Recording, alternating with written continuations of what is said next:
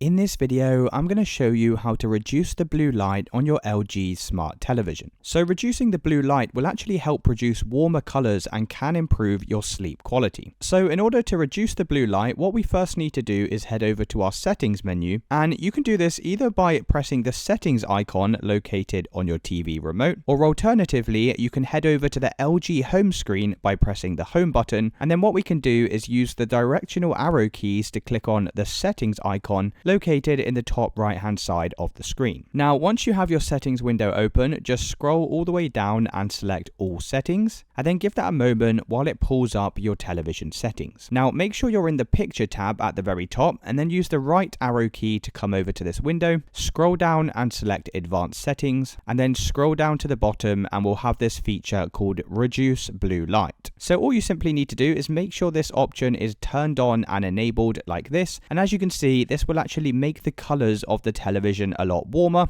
And it's really as simple as that, guys. If you did find this video helpful, then let me know in the comments and I'll see you in the next one.